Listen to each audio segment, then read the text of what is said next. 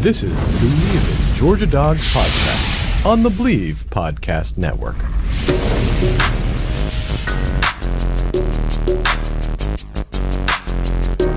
Scored a touchdown earlier on a direct snap. Now it's Michelle's turn, running all the way. Gets to the edge. Sonny Michel will send the Dogs home to the championship game. 53.5-yard drive near hash, kick right, snap, hold, kick is away, it's reaching, and it is good, good, good. Hot Pod does it. All right, Hot Pod. Wilcox with an up and out, wide open, touchdown, Israel Troupe.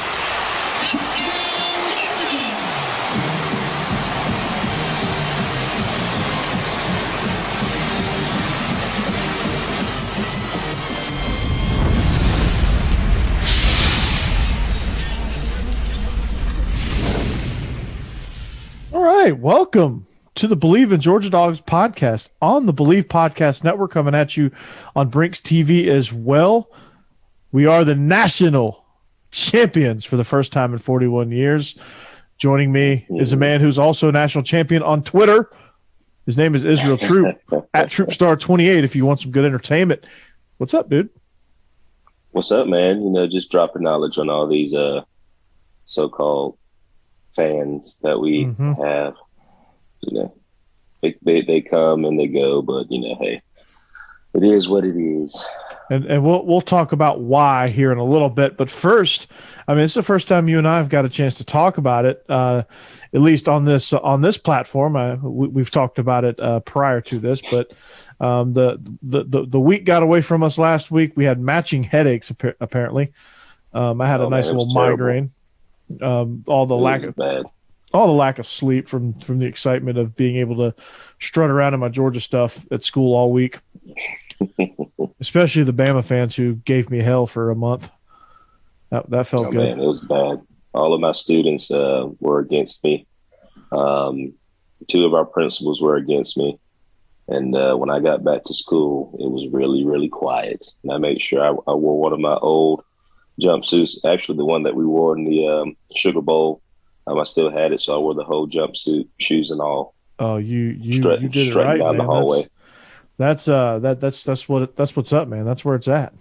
Yeah, I made sure every day last week I wore a piece of Georgia apparel, but of course, we that white stuff that falls from the sky fell last week, so we had another few days off. Been dealing with a lot of snow lately, and it's cool for like the first few hours. You look outside and like, oh, it's snow, yeah, and then it gets real old real fast. So, yeah. Make sure y'all keep it up there. We're actually about to get a little cold front coming down here, but we're not expecting any snow down in South Georgia. North Georgia got a lot of snow, but luckily we didn't get any down here. Yeah. So, yeah, we're our low tonight, overnight low, and wake up in the morning. It's gonna be 9 degrees, Israel. 9 degrees. You ready for that? Oh, that's frigid. No deal. No deal. Yeah, that is frigid. Even for me, it's frigid. I don't like that either, because I'm gonna have to go outside, start my car. I'm gonna have to sit in there. It's gonna be terrible. I really deep down don't like the cold, but I like the idea of having all 4 seasons. So it's like kind of have to grin and bear it, right? Yeah, we might get 2 out of the whole year. I mean, right about Christmas, I mean, it was still 85 degrees here. Yeah. We get monsoon weather a lot, so that's usually how it works down here. Yeah. It happens, right? So we're brought to you by Betonline.ag. Betonline would like to wish everyone a happy new betting year as we continue to march into 2022. We are well into 2022 now, so it's a new year, new updated desktop and mobile website. Sign up today, receive your 50% welcome bonus on your first deposit. Just use our promo code Bleav to get started. So from basketball, football, hockey, boxing, UFC, the NFL divisional round is coming up, so make some bets there. Vegas casino games as well. Don't wait to take advantage of all the amazing offers available for 2022. So BetOnline is the fastest, easiest way to wager on all your favorite sports. And BetOnline, it's where the game starts. Israel, we'll talk a little NFL to wrap up the show. Talk a little bit, see where your mind is on these playoffs, and kind of see what team you're latching on, since your Cowboys couldn't seem to get it done last week. Oh man, it was absolute. That was one of the worst games I've watched in a long time. From especially, when Dan Quinn, great defensive mind, has all the right pieces in the right spots, and guys are missing tackles, we're making penalties. Mm-hmm. We didn't even attempt to run the football at all in the game. So, and we'll get into that too, because, apparently Georgia needs an elite quarterback to throw the football 50 times instead of trying to run the football. Yes, they do. They do. Apparently they do. Our man Chris on Twitter feels that way. So, but he had a delightful nickname for you, so I'm blessed. I don't know if I want to say that on here, but so yeah, let's very briefly. The game is going to kind of tie into our discussion about all these departures and things like that, and it's the transfer portal era, so that's going to happen. But one of the greatest things about this game, Israel, is I think they finally listened to us. They must have listened to us, because that was probably the most aggressive defensive game plan I've ever seen out of this team. Man, we did everything that got us to the championship game, got us to the SEC championship game, got us, beat down to Michigan in the semifinals. We did everything we've been doing all year, finally. We finally got, the monkey off our back playing Alabama, which is great. And now, the standard's set. We want to play for national championship every single year. We want it now. We know how it feels. Now let's go do it again. And again, and again, and again, yes. And just they played man most of the night. William Poole had the game of his life. Keely Ringo was able to shut down. And, I just, the biggest thing that I heard all last week was, oh, well, we didn't have Jameson Williams. We didn't have our top receivers. Yeah, you had a month to prepare for no Mechie. You had a month to get Cameron Latou ready, to get Ja'Cory Brooks ready, to get Slade Bolden ready, to get all those guys ready to go along with Jameson Williams. So really you only lost one guy. That's not an excuse. That can't be – you can't fall back on that and say, okay, we had nobody to throw to. Yeah, you want to look at the recruiting rankings? You did have people to throw to. So yeah, that's not an excuse to me. Plenty of people to throw the ball to. Does it hurt losing to your top targets? Of course it does. Any coach, any coordinator will tell you it does hurt when two of your targets are down. But at the same time, you got to have stuff Alabama in place. Doesn't rebuild; they reload. So why are those guys getting reps? Of course you're gonna use your top guys, but why aren't the backup guys at least getting reps? With the number one quarterback. You know what I mean? So that's a coaching issue. If that's going to be your excuse, then that's a coaching issue. Yeah, you didn't get enough guys ready. You can't lean on Jameson Williams and Jameson Williams only. It's a great tool to lean on. But let's talk about you didn't attempt to run the football until the fourth quarter. No, there's an idea. Yeah, you have Brian Robinson who just mauled Cincinnati, which Cincinnati and Georgia are two totally different programs, two totally different trajectories, but still. He's a good running back. You didn't attempt. You didn't try. You didn't try to set up the run. You got it. You can't play right into Georgia's hands. You got to force Georgia to stop the run. You didn't even RPO. Yeah.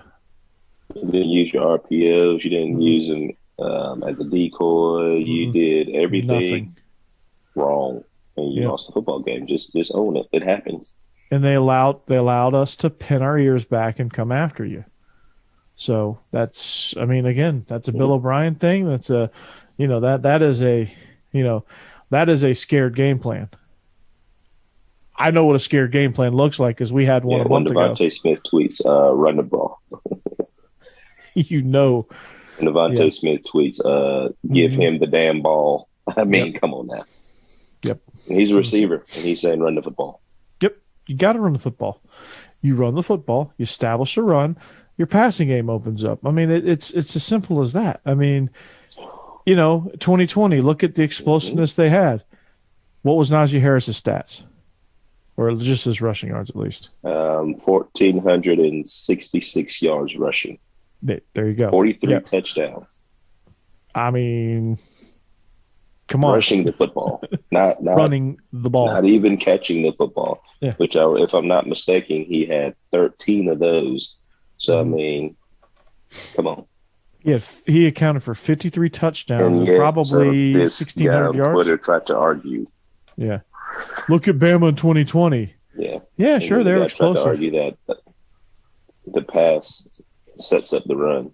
There's no way in football history has the pass set up the run. If that were the case, Texas Tech would be national champions every year. Or Mississippi State or somebody like that. I mean, that's the reason why Mississippi State can't get past a certain point. Yeah. They can't. Yep. There's no balance there. The Big 12 will have a lot more championships. They would. If that was the case. Well, let's look at it offensively. I mean, we were able to – I mean, it was about as disastrous of a start as we could have had with Stetson Bennett just coming out. And it was all nerves, honestly, because when he finally settled down, he finally played like we knew he was capable of playing. But it was a very, very shaky start. And, you go into half down 9-6. After that start offensively, you're probably elated, right? Yes. I mean, it's. I don't think the game or the moment got too big for him. I think it was just Alabama had a plan. We had a plan, and I mean, when two great plans meet each other, it's just the point of who's going to make the first mistake. Mm-hmm. Just going back, and I've watched this game twice already. Just kind of seeing what we did. Alabama just had a good game plan against us today, and they really did. You can't say Stetson lost. He didn't make any dumb decisions. There are a couple of times he could have ran a little bit, instead of taking the sack. But, I mean, at the same time, he didn't turn the ball over. Yeah. So, I mean, he played within himself, and, I mean, it paid off. We flipped the field, had great special teams play with punting the football. We flipped the field. We actually gained a couple of yards here and there to actually be able to flip the field. So, I mean, it wasn't a bad game plan. Our defense was playing elite. So, I mean, they were doing a great job. So it was only a matter of time before the dam broke, and it finally did. Yeah, and when I referenced the shaky start, he bailed a couple of times early. He dropped that ball in that first series. Just he fumbled himself, and when he got calmed down after about the second series or so, he got into it and got into his rhythm. And then, but Alabama, I thought, had a tremendous, that they were like, okay, you want to neutralize Will Anderson? Well, here's Dallas Turner, here's Christian Harris. They did a good job of getting those guys involved up front too. So, they had a really good game plan, and we did a really good job of flipping the field. You hit the nail on the head right there. They did a really good job of flipping the field. They did some things that I haven't seen them do. They came out and played man.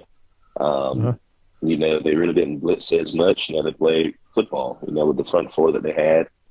They dropped in coverage, which you usually don't see Alabama linebackers do, which was a good job by them. So, I mean, I think it was a very good game. The defense didn't lose the game for them. It was the fact that we were able to get pressure on Bryce Young, which we did in the SEC championship game.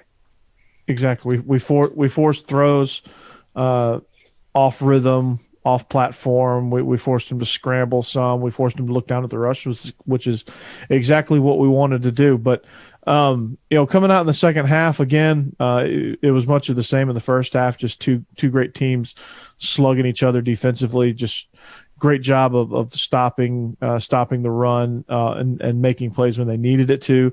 But then that series where I knew Alabama was screwed was when Stetson completed that first ball to the sideline to Jermaine Burton. I mean, it was about as comfortable of a rhythm throw, just an absolute pellet over there to him on the sideline. I was like, okay, here we go. Now we've settled in. Now we figured it out. Here comes the haymaker, and we landed it. That was a great job of Monkey going back to him after the botched fumble, which I still don't think that was a fumble. If that was a fumble, then Bryce Young fumbled at the beginning of the game. You got to be consistent there, yeah. I mean, I thought the refs were universally bad. You and I were on Rave on Sports, and we were, talking about that. The refs were just, oh my God, those refs were atrocious, man. Like, I've never seen those guys before. either. I don't know where they were an came from, ACC crew, I think. ACC crew, I think. So Never ACC, yeah, never. But they I don't know who they had on the line, or you could tell that every time they threw a penalty against Alabama, they didn't like it. Like you could see the frustration on the white hat's face every time he had to call a penalty against Alabama. And that kind of was the telltale of the game. But for Monken to go back to him, play action pass, very first play, after that turnover, Alabama scores, to go straight back and throw the football. That just shows you that, one, they were like, all right, calm down, we got it. And for Stetson to just come out and throw a dime and then throw another dime, and then the touchdown is like, well, shit, well, here we go. Yeah, I mean, for him to put that behind him so quickly, usually, even a month ago, Stetson had a play like that, and then he tried to do too much and just kept compounding his mistakes. He did not do that in this last game, and that was some incredible growth on his part. And I was glad to see that, because when he had that fumble, I couldn't help myself. I was like, oh God, here we go. If Stetson could come out, calm himself down, we'll be fine. But he hasn't in the past when he's done things like this.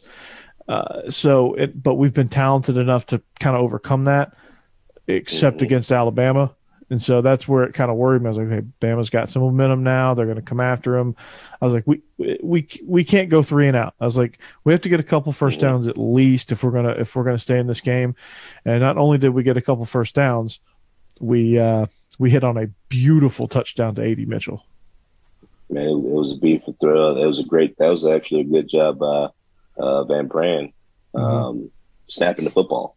Yeah. Did he jump far enough to get the penalty? It's either it's ticky tacky, but at the same time, he had enough sense to snap it, and Stetson had enough sense to just throw the ball.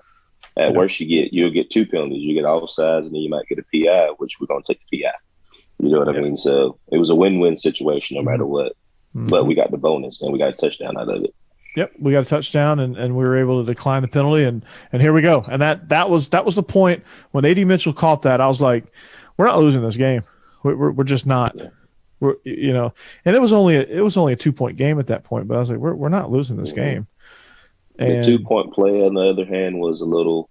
I see what they were doing. I think they were going to think that Alabama would over pursuit at the same time. They did a really good job all night up until the next series after that of playing disciplined football. Yeah. So the 2-point play was a little odd, but after that, I mean, I think Monken calmed down. I think the whole offensive staff and everybody just kind of calmed down. It was like, guys, we got this. Let's go down and win it. And then we just do what we always do. The offensive line saw blood in the water, and God almighty, they were blocking to the echo of the whistle. They were pancaking people. They were trying to get in front of the ball. The play of the night for me was when all 5 offensive linemen just bulldozed for an extra 6 yards. And he has Justin Schaefer diving. He goes Supermaning over the pile. That was phenomenal. That's when I knew we were fired up. We were gonna punch one in the end zone. After a terrible spot on third down. No, it was second down. The second down spot.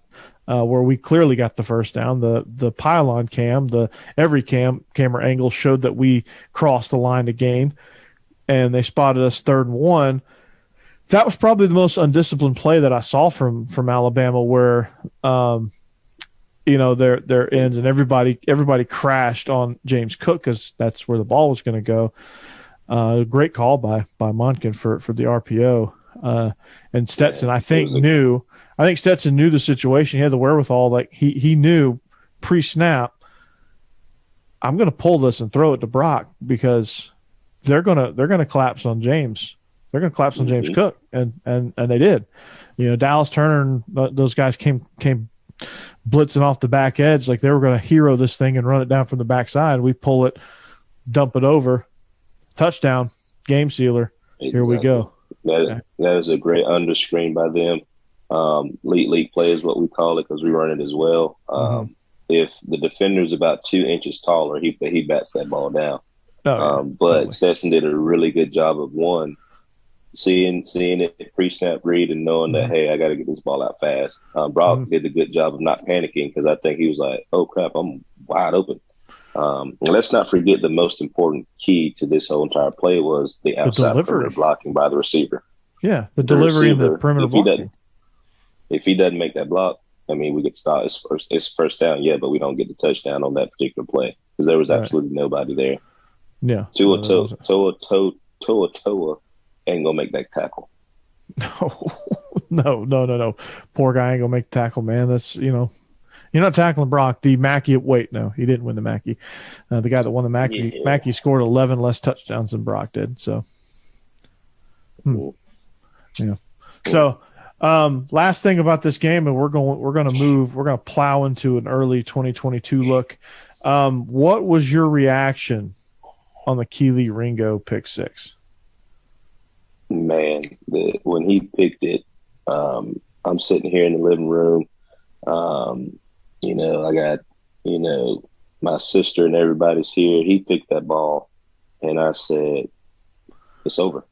It's over. I was like, he's going to get tackled, and we're going to take a knee. Alabama's out of timeout, so I mean, we're good. But to see him take the ball back for a touchdown and seal it was absolutely phenomenal.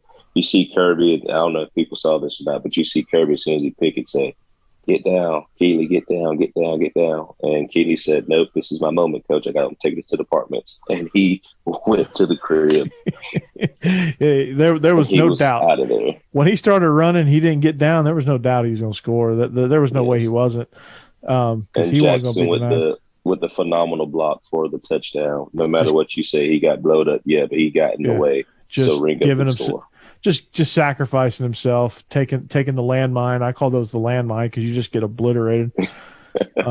Just taking the landmine there, taking the grenade, and man, that was awesome. Yeah, I was just to give you a little context. Like I sat down for like the first series, and then as soon as I got up, I stood about a foot from the TV. I was just standing. I was pacing back and forth. I stood about a foot from the TV. I was on the chat, the Ravon chat, and I was pacing back and forth. I burnt 700 calories watching this game. Yeah, I stood the whole first half. Yeah, and then my wife was like, "You need to eat," and I was like, "Fine." So I ate like a cheeseburger or something at halftime. But after that, I stood the whole entire time like glued to the television. Yep, I think Kirby and I had the same vertical when Keely made that pick. And I was saying, I was waving him like I was a third base coach, like he could see me. I was like going nuts, man. Man, my babies were asleep, and I was like, "Screw that, man. We just scored. Yes. We're national champs." Yeah, I was like, this one's over. I was like, go, Keely, go, Keely, yeah. I was trying not to wake up Huck, and man, it was nice. I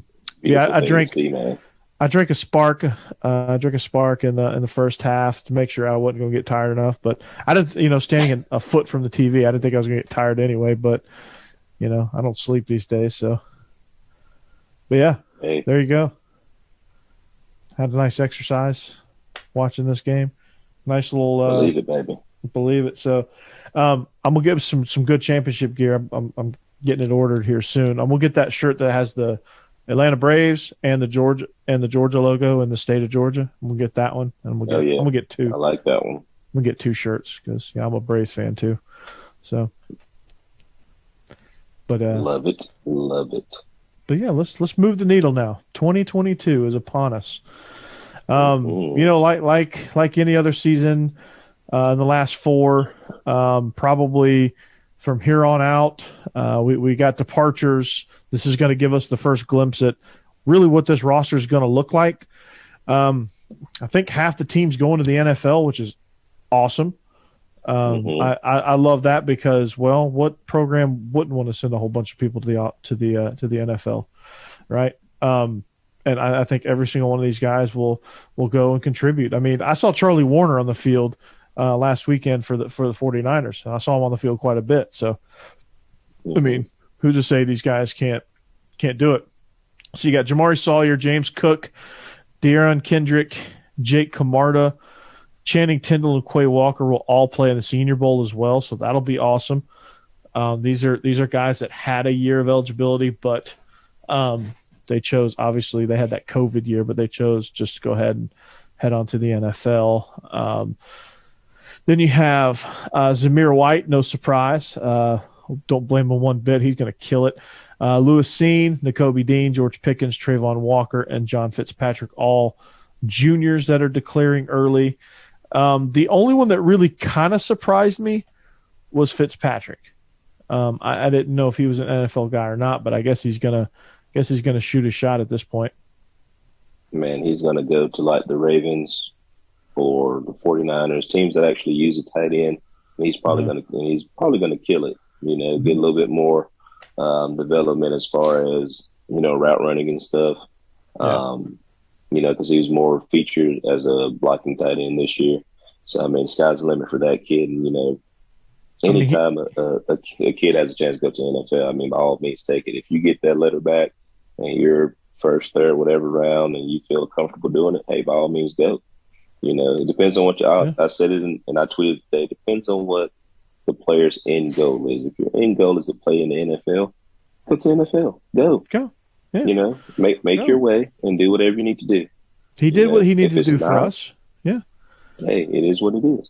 Yeah. I mean, if you want to come back, raise your stock, come on back. If you feel like you've maxed out and done all you can do with your NFL draft stock, then by all means, take your shot, man, because I think he'll be a good piece in an offense that has an established pass catcher at tight end, like the Chiefs with Kelsey, the Ravens with Mark Andrews, the Niners with Kittle. I mean, Fitzpatrick's not going to be that guy, and that's okay. There is roles for guys like Fitzpatrick in the NFL, and I think he'd be a great complementary piece to any one of those teams I just mentioned, and probably a handful more. So. I wish him luck, and then obviously all the guys on defense are just it's going to be ridiculous. And of course, not on that list is Jordan Davis, but I mean, come on, we all know. Yeah, I mean, come on, he's going. He's going to be a top 5 guy. I mean, it's already there, and Nakobe Dean's going to be a top 15 guy. Depending on kind of where those run of inside linebackers fall. So just thankful for those guys and their contributions. Jake Camarda is going to be – I think Jake Camarda is going to get drafted. Like, punters don't usually get drafted, but I think Camarda will. He's a weapon. Yeah, I think you raised his stock, you know, especially in the national championship game, the way he was able to fit the field. I mean, he's booming punts, you know, and Alabama is – usually really good with punt returns. I mean, he had great hang time within the 20 to 5 yard line. I know a lot of those punts. So I mean, you can't knock what he did all season. So, and like you said, he probably one of the few punters who were taken, you know, on the first 2-3 days. Never know. Yeah, I mean, punters usually go rounds 5, 6, 7, but he'll, you know, that's if he goes round 5, that's like. Might as well be a first rounder in the punting world. So that'll be good for him. So, you know, draft day is going to be exciting. We got a lot of guys up for the draft this year. So that'll be good. That'll be a good recruiting tool as well. So just like that national championship parade was, man, that was crazy too. Man, that was awesome to see all those people out there. You know, and it's good for recruiting. You know, it's good. Well, this is what happens when you come to Georgia. You win a national championship.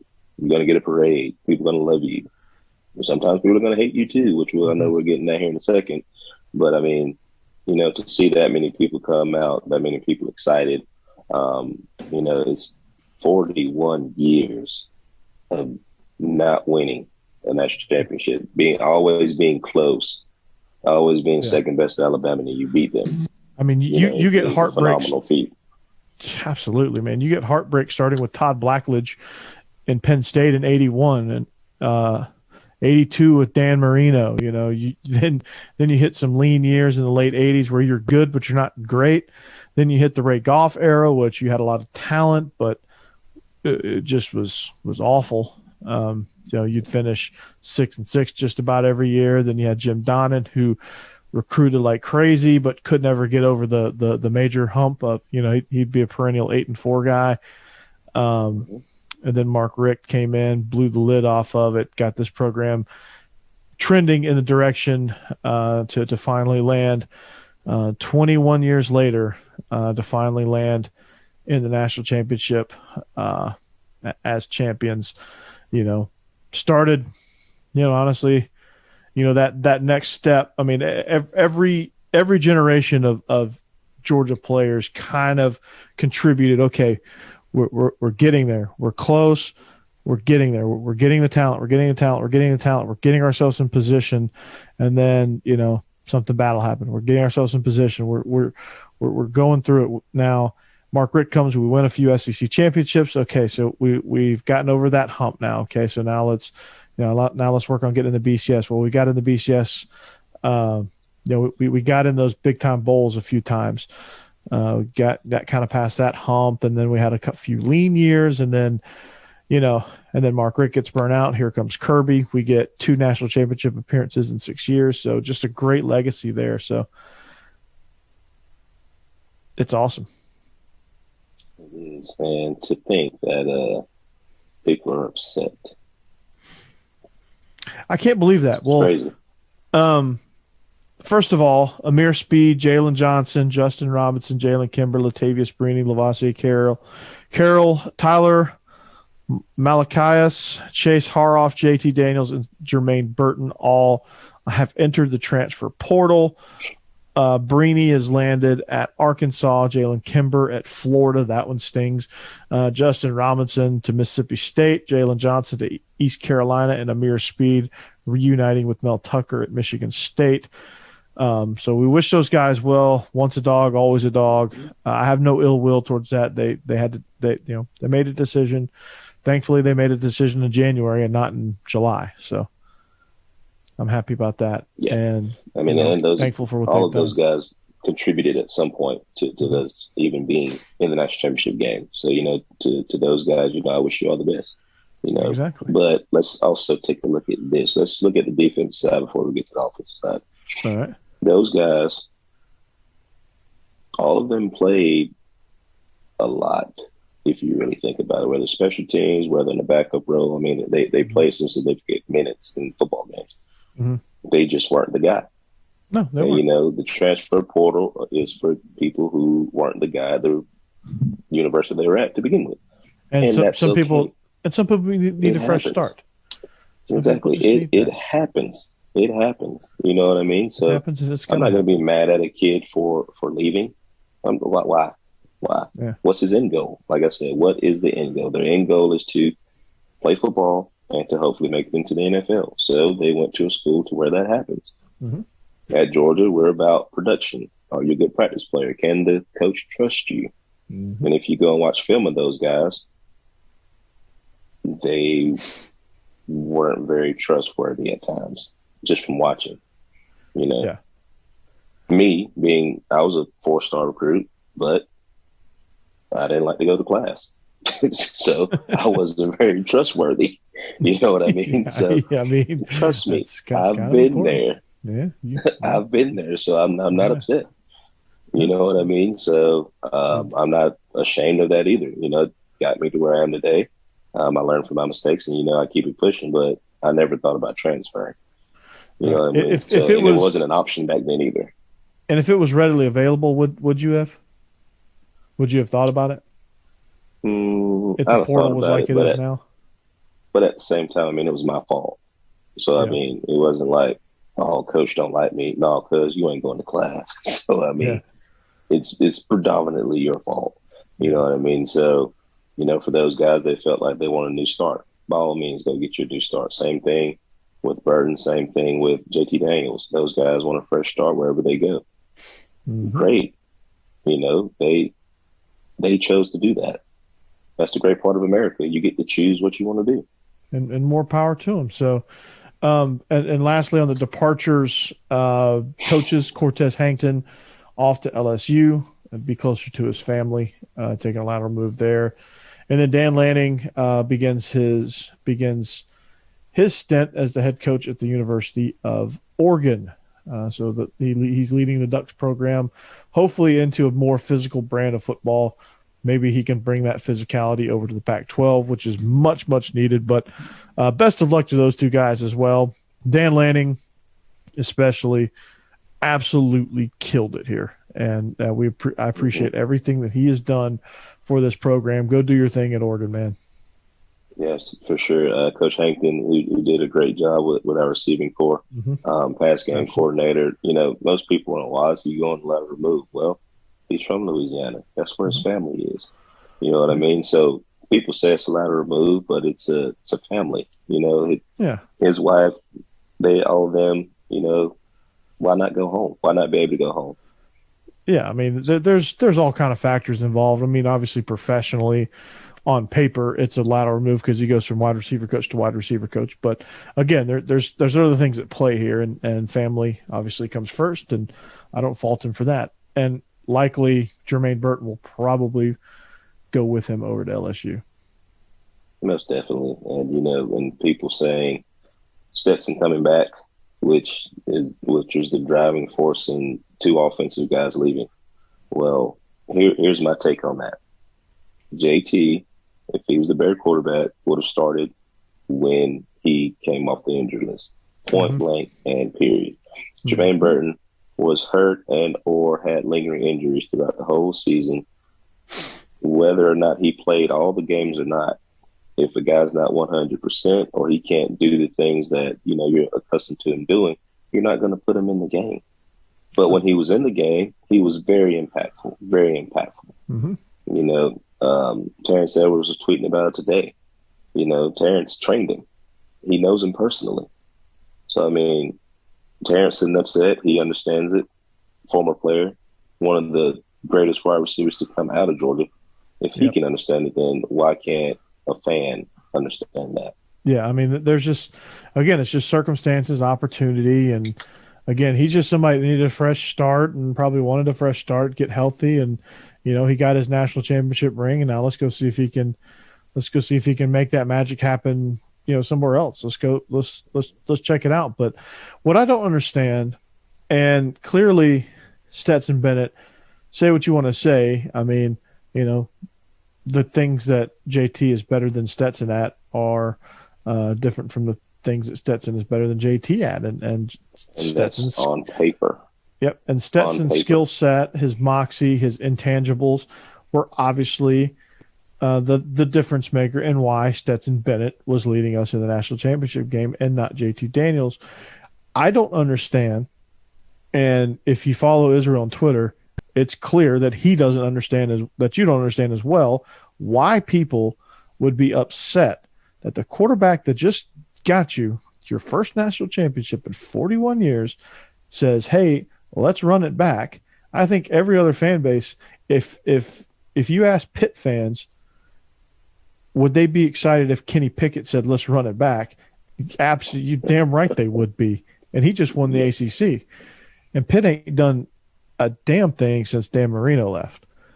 You mean to tell me that a special quarterback that defied a million different odds, improved weekly, drastically.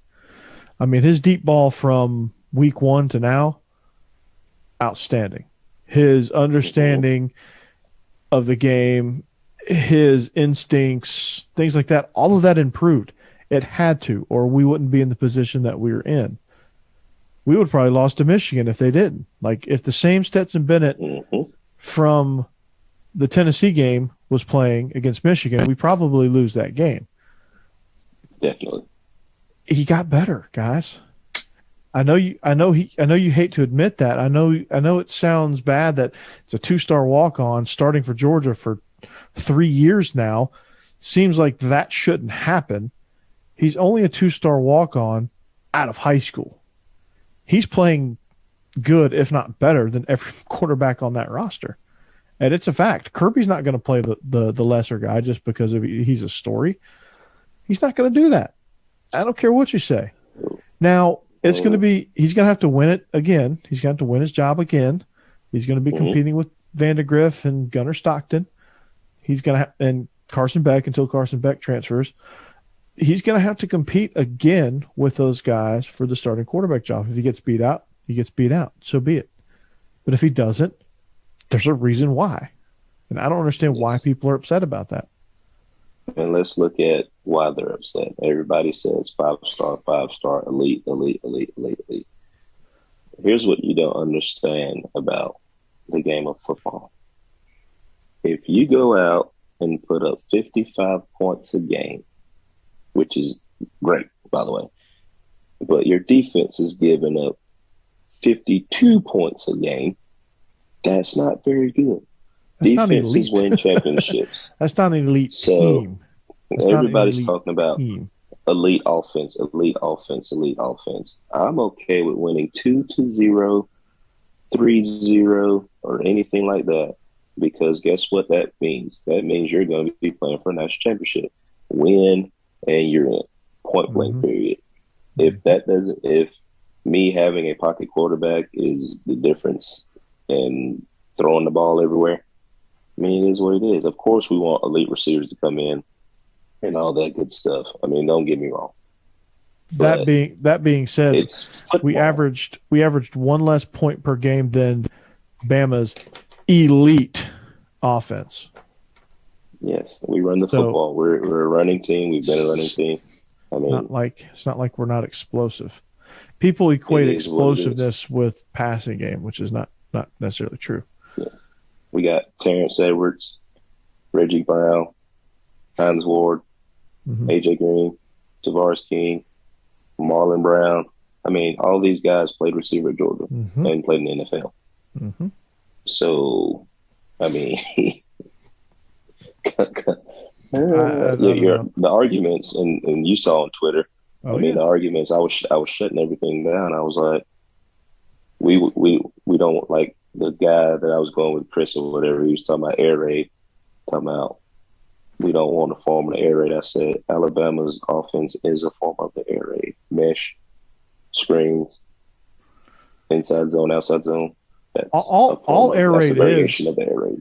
All air raid is a horizontal intermediate passing attack where you're going to take a few shots vertically, but really the majority of it is you're attacking the intermediate zones horizontally and making teams defend the entire width of the field.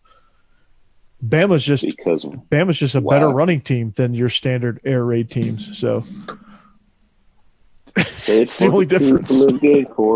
That's the only difference, man. They're a better running team than Mississippi State or Oklahoma or those teams. You know, you can't. You know, why was Georgia so effective in the passing game? Why were we able to hit? Why were we able to have that one drive where we hit A.D. Mitchell on the touchdown? Let's not forget the deep ball that we threw to George Pickens off the play action. Because why? Because Cook and McIntosh just ripped off two big runs. Play action, throw it over the top.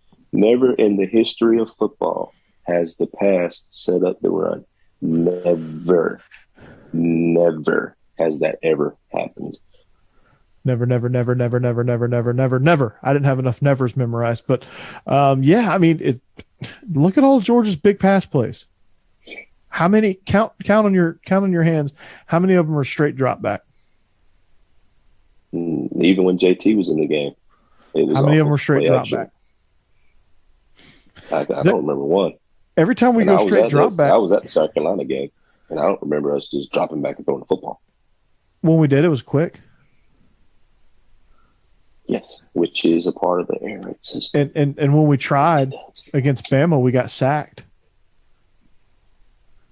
It's all off the run game. Common sense. It's all off the run game, guys. You don't know that? It's all off the run game. People hammer Todd Monken. Oh, we're not creative enough. Really? Go back and watch it. Go back and watch it. You want to see unimaginative? We weren't creative against Clemson at all. No, we weren't. That was conservative. That was hey, our defense is kicking ass. Let's just hang on to the ball. But then again, which Clemson has a 5-star quarterback as well, and they struggled because they couldn't throw the football, nor did they have a run game. They had zero run game, and DJ Ungula, it's hard to throw the ball from your back. Yes. It's hard to throw the ball when you're laying on the ground when you get sacked 9 times. So if you don't have a somewhat elusive quarterback, then it doesn't work. Look at Caleb Williams. Yes, they throw the ball a lot, but he also runs the ball a lot as well. Mm-hmm. Look at Stetson. He was able to use his legs to get out of countless situations to where he was about to get destroyed, but he was able to run out of it. And you know what's scary? Gunnar Stockton and Brock Vandegrift are 5-star versions of Stetson. And they run 4.4s. They run 4.4s, and they're a little bit bigger and stronger with more live arm. Yeah. And there's this thing called the transfer portal as well, which a lot of receivers are in, looking for a new home. There's this thing called recruiting. Kirby has a big helicopter, which he was in Albany yesterday recruiting. So can you get a picture with him? Disappointed he you. didn't come to my school. I'm kind of jealous about that. We're going to have to talk about that. But he went over to Lee, didn't he? Yeah, he went to Doherty too, which was, kind of slap in the face, but kind of sad about that. We're going to have to talk about that. Yeah. Come on, Kirby. Got to be better than that. They were he wasn't thinking clearly after being in New Orleans with Arch. Understandable. Yeah. So I don't get it. Stetson's coming back. Appreciate it. I mean, love the kid for what he does. Don't hate him because of his limitations. Does he have limitations? Yes. Yes, he does. Does Brock Vandegrift have limitations? Yes, he does. Does Bryce Young have limitations? Obviously, he does. We showed it. We showed the world. Does every quarterback in America have limitations? Yes. Even some guy named Tom Brady. He has limitations and let's too. not forget, we have a really good recruiting class coming in of running backs, of offensive linemen. So, I mean, nobody's decommitted, last that I heard. So the culture's great. So there's no culture. There's no culture issue. Everything is fine. It's like I said in a tweet yesterday, it's the transfer portal era. There's going to be a lot more player movement than ever before. It's going to happen. More trophies, more problems. Buckle up. Alabama lost 14 guys to the portal. It happens. They're going to be just fine. Alabama's going to be just fine. So is Georgia. And that's just to the portal. Like, not talking about NFL guys. We just talk about the portal. Just the portal.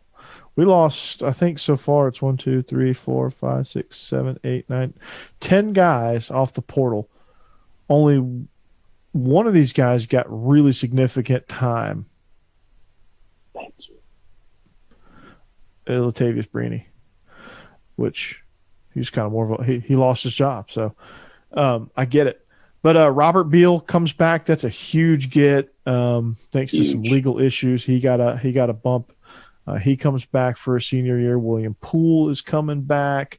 Nolan Smith, which I think is a great thing that he's coming back because he could put on a little bit more weight and he could hone his craft just a little bit more. I think he's on the verge of being a first rounder. He made the right decision. Tyke Smith coming back after a disastrous year of injury. So I'm happy to see what he can do at corner finally. And then Chris Smith coming back. I love it. I don't know what his NFL stock was, but he's a leader of that secondary. I absolutely love that he's coming back. Would I have blamed him if he left? Lost the team. If Kirby has lost the team or the culture is bad, those guys wouldn't be coming back regardless. Not a soul, any factor. Like you would see William Poole trying to depart for the NFL or grad transfer somewhere. Like William Poole ain't doing either. William Poole's best bet is to stay here. He had a tremendous game, by the way. But he did really good game. But yeah, I mean, I'm excited. 2022 is going to be outstanding. It's going to be Kendall Milton, Kenny McIntosh, Diwan Edwards season now.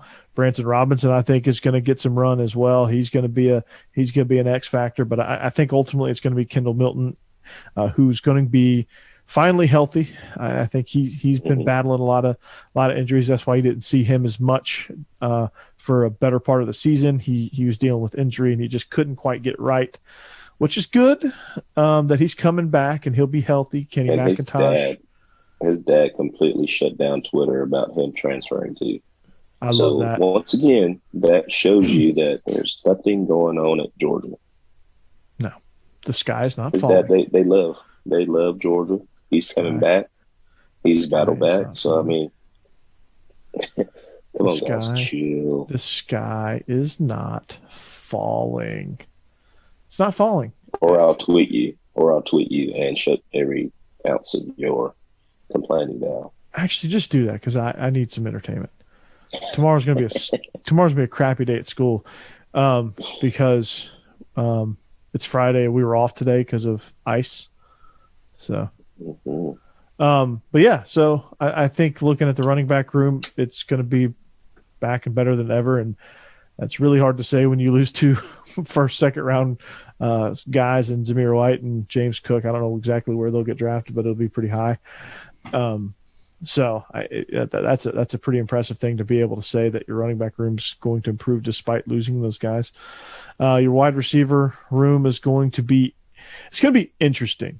But you know, you have Arian Smith there. You have Jack Saint, Rosemary Jack Saint, who's going to be a little bit healthier. You have A.D. Mitchell. You have Ladd McConkey. I mean, you've got some talent still left. I mean, it's not like Pickens and Burton left, and you're left with absolutely nothing, and the cupboard's bare. I mean, you got some recruits coming in. You'll probably get a portal guy or two, and you'll be just fine. Offensive line is going to be strong as ever. I mean, the defensive line back off an injury. You do. So you get Tate back, so that's going to be good. Literally and figuratively. You know, the only positions of concern, obviously, are still defensive back, which I think it's a lot of it because these guys are unproven. Mm-hmm. Which, I mean, these guys last year were relatively unproven, so I mean, it doesn't make much of a difference. So you got Keely Ringo coming back, so that's good.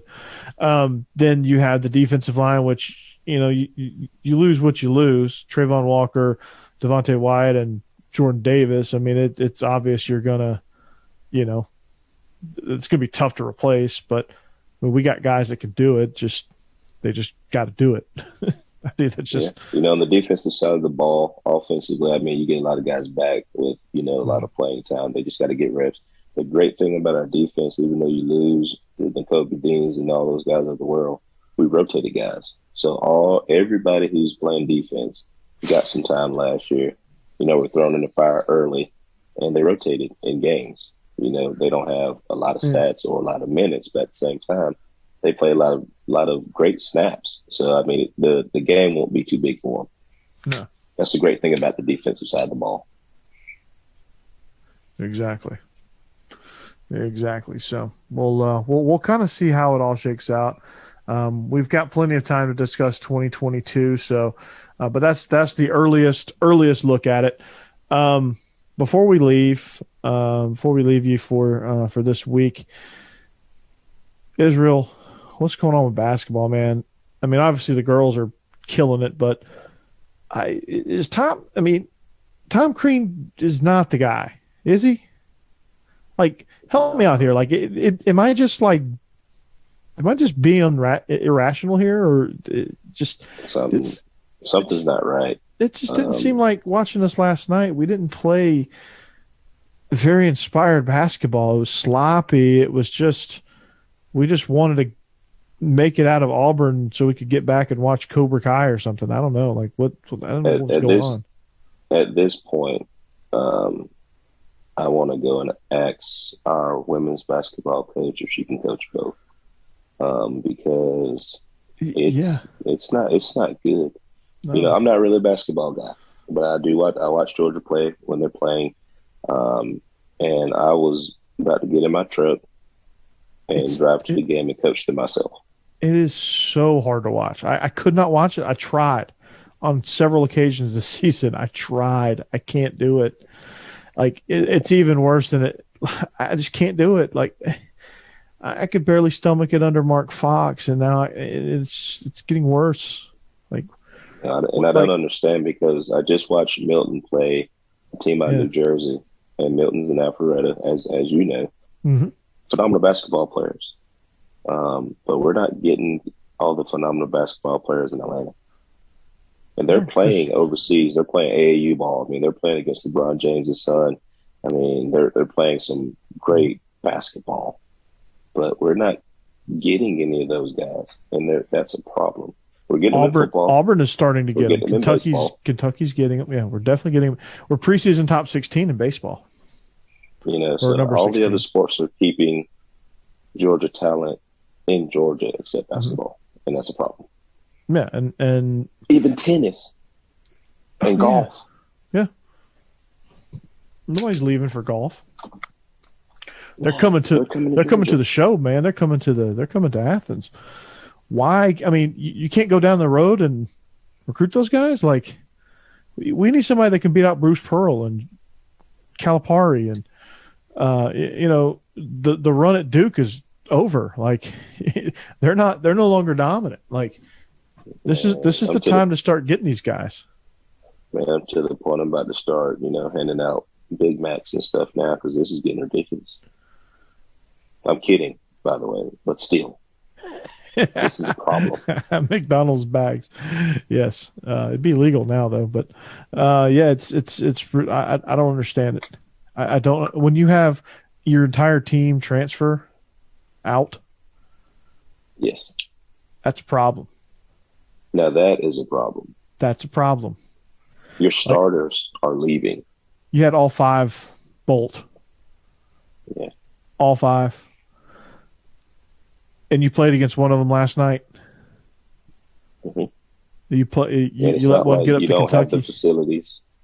It's not like you don't have the facilities. You don't have a supportive AD who is graciously granted you another year. Every year can't be a rebuilding year. You have a rabid fan base that clearly will travel to the depths of the earth to watch you play and cheer you on. I mean, Kirby made a reference to getting part ownership of the state of Indiana with how we took it over the 2 times we've been in Indiana. Exactly. So, I mean, I'm never a proponent for firing anybody because, me being a coach, last thing I want is to be fired. But when you're not getting the job done, it's just not working. You just at some point, like, you got to move on. Like, Tom Crean will be fine. He's good, but he's not a fit for Georgia. He needs to be in a Midwestern, mid-major team and just build those guys and just coach the hell out of those guys. Exactly. That's where he needs to be. I mean, Mark Fox has done well I think he's at Nevada? Yeah, something like that. He's done okay. Look at all these young NBA coaches who are, they didn't quite fit it in the NFL, but in the NBA. Mm-hmm. Go grab one of those guys, perhaps. I mean, in about a week or two, there's going to be about 17 NBA coaches that get fired. Those guys get fired every couple of weeks, man. They cycle through coaches like freaking. I think you're going to need same thing with every sport that we have. Mm-hmm. You're going to need a young mind with fresh ideas that's going to come in, a coach that the kids can relate to. Look at the women's side. I mean, there's a reason why they're playing outstanding basketball right now. They believe in Coach Taylor. I mean, they're out there busting it every day. But if your team doesn't believe in your head coach, then that's a problem. I think that's what's going on with basketball right now. Until you get a coach that comes in, it's not going to be any better. And it's obvious, and there's no recruits that will come play for that either. Yeah. Which is that's even the part worse. That bothers me is that it's obvious. There's an obvious disconnect between player and coach, and that is not what you want. And I mean, there's not really. I don't see really any benefit of firing him now. I don't think there's any. I don't think there's any upside to it really, because you just want to. You've already missed out on this class. Yeah. You already missed out on the recruiting class. So I mean, new guy come in will probably struggle a little bit, but I think it'd be better just because it's a fresh mind coming in. But you let him come in and kind of, hey, this is me, this is my face, kind of put his face on the program, and then you go after that. Mm-hmm. Nah, who that guy is, I have no idea. Like if you press me, I'm pretty say, sure my man, Coach Brooks, my man Josh Brooks, he's working on it. He'll figure it out. He's doing some research. Whoever he My hires, boy just I won a trust. natty. Just won a natty. He did. He's on the ball. He is. But yeah, I mean, like last night's game, like that shouldn't happen. You shouldn't get blown out in conference. Conference games should be tough. They should be close. You know, you're going to have a game where you're off a little bit, but not in the manner in which we're off. Like a blowout, an in-conference blowout should be like 12 points, not 23. Yeah. Not 23 points. No, like you shouldn't lose by 23 to anybody in your conference. Like that's how, like basketball, you recruit 3 guys out of Atlanta, you'll be just fine. You do that every year, you'll be number 2 in the country, like Auburn. Bruce Pearl's figured it out. But one of the things I do like about college basketball now is you don't have to awkwardly watch grown men sweat through suits anymore. The suit game has gone by the wayside now in college basketball. So we don't have to see Bruce Pearl soaking through an orange blazer now. Man, I like that. And I know I'm a football coach, but I'm not into the collar shirt button down deal, polo deal anymore. I wear t-shirts kind of like what I got on now when I coach. So I love the way the game has evolved, out of that. I'm all about professional, like as you get off the bus, when you're in game, be comfortable. Yeah. I mean, you're going to war at that point. Yeah. Just be you, be comfortable. I'm a pullover guy. I love rocking the pullovers. I'll rock the short sleeve pullover in games, quarter zip pullovers in games. If you haven't bought a New Era brand one, not that. So if New Era wants to sponsor us, by all means, your freaking pullovers are awesome. So just keep that in mind. But yeah, I mean, I'm here for that. I mean, now it's time for baseball coaches to not have to wear a uniform. Like that's kind of silly. Yeah, I think that the whole uniform is. I remember having to do that when I coached baseball, and it was kind of uncomfortable. Yeah, but my coach let me wear a pullover at least. Like we didn't have to wear full uniforms, but we could wear. I had to wear baseball pants, which I mean it's not the end of the world, but getting to wear a pullover just kind of made it a little bit better, I guess. Yeah, I'm all for the professionally casual look. Mm-hmm. Exactly. Just don't wear shorts on the sideline. I've learned that. Don't be that guy. So, but yeah, basketball, just got to figure out somebody who's gonna take over. Fresh young mind, players can relate to, be able to recruit, keep the top guys in Georgia, keep them from going to Kentucky and Auburn and Florida and Duke and Wake and North Carolina and those programs. Keep them here. Lock it down. But Georgia. Lock it the F down. So, but Israel, that's gonna wrap it up for us, man. Last thing I want to talk to you about, you had a nice little radio appearance last week. How was that? How did that come about? Man, it was great. I got a phone call, text message, asking me to be on a couple of radio shows. But it was because of this show, actually, because of everything that Brinks does for us. Bet Online, Corey, everything that you do. I mean, it's not me. It's everything that you guys do. I just happen to be a regular guy, that played at Georgia. So it is very much a thank you to you guys and all our supporters out there.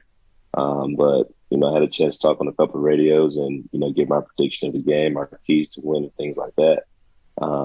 Like you say, you like to think that they listen to you,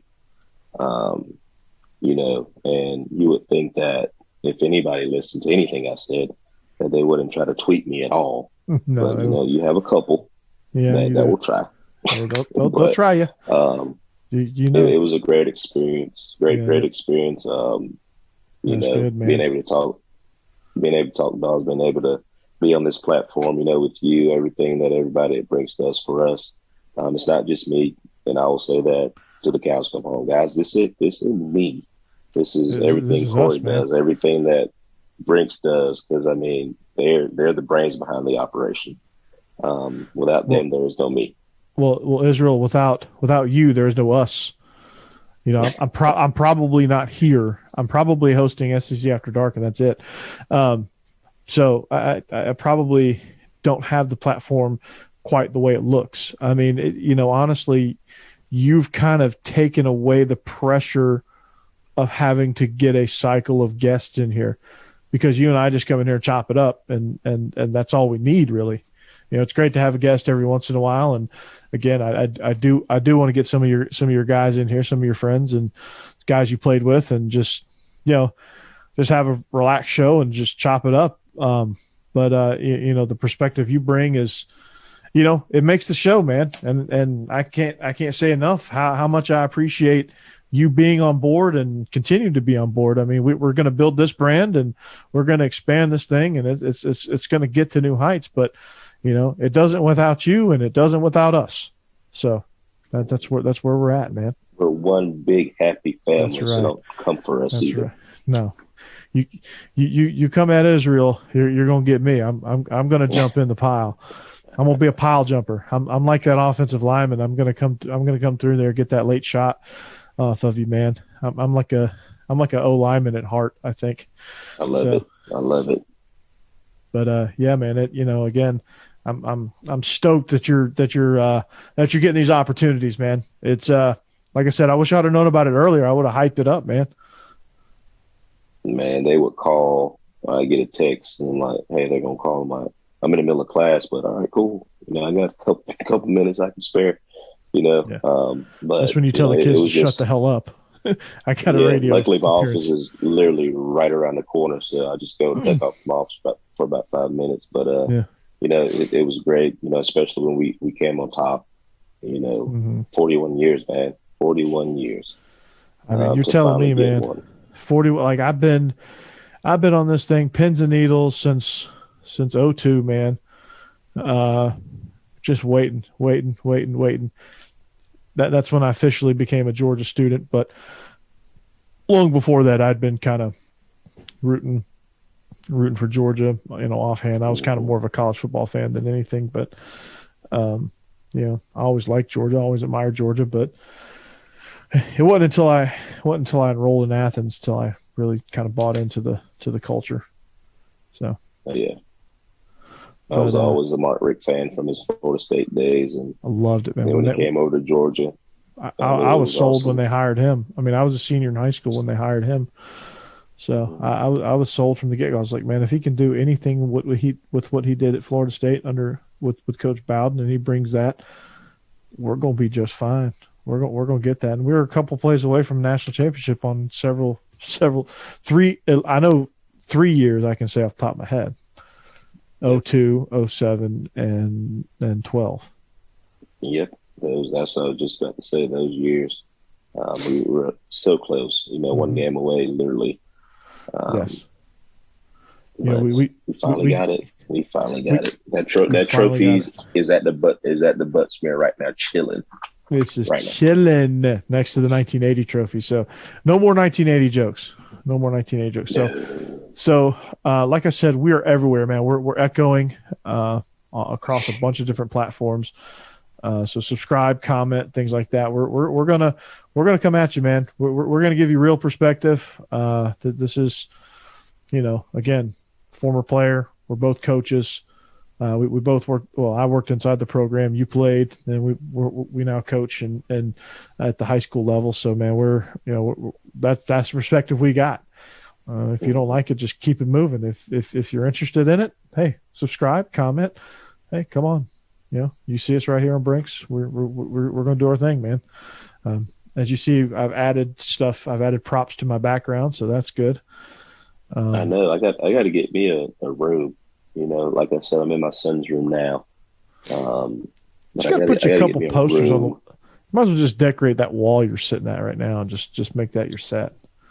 Well, he's still one, so we're kind of in the baby stage of life. But we're going to redo this whole room. He loves. You tell him go dogs, he goes sick him, woof-oo, and he'll do it. Right now. I love that. So I think we're going to make him a football room. There you go. When he turns 2. So I'll have a little studio, kind of like you. Bring some of my stuff that I have in storage. I'm kind of hanging up in his room. There you go. Put your jersey up on the wall. Yeah. Do all that stuff. Did you acquire any jerseys? I have all of mine for my years playing. I have all but one, which they still use kind of as a prop for when recruits come, but I have all of them but the Music City Bowl. Whichever one's in Memphis, I don't have that one. Which one do they use as a prop? That's a pretty big deal. The one from when we played at Memphis. Which one is that one? Music Liberty City Bowl? Liberty Bowl. I don't have that one. Right. Okay. And they still have it in Athens, which I got to call Mishat and get that one. Yeah. Because it'll complete the set. There you go. Do you have any of your teammates? Did you and any of your teammates ever trade? No, because it was frowned upon back then. Yeah. Yeah, we couldn't do that. NCAA rule. So probably could now. But then they started keeping them until you graduated. Because of the whole AJ deal. So yeah. Like Tavares and them were still playing and things like that. Lump and TB, they were already gone, so we didn't get a chance to do it that way. Right. Okay. Well, I heard TB got a head coaching interview. That's what I heard. That's what I was just rewatching the Rams game just a minute ago. With the Dolphins, right? Mm-hmm. That'd be cool. I don't know if he'll get it, but I think it's time. It's time for him. Give old TB a job. But anyway, that's going to do it for us, man. I know it's probably getting late for you. It got late real early for me, so we are subscribed to us. Find us, Bleav in Georgia Dawgs on all social media platforms. Subscribe, comment, do it all, man. Check us out. We are the Bleav in Georgia Dawgs podcast. We are presented by Betonline.ag. We come at you on Bleav wherever you find your podcast and right here on Brinks TV. So check us out, man. For Israel Troupe, I'm Corey Burton. And as always, go Dogs, and we are the champions. Go Dogs.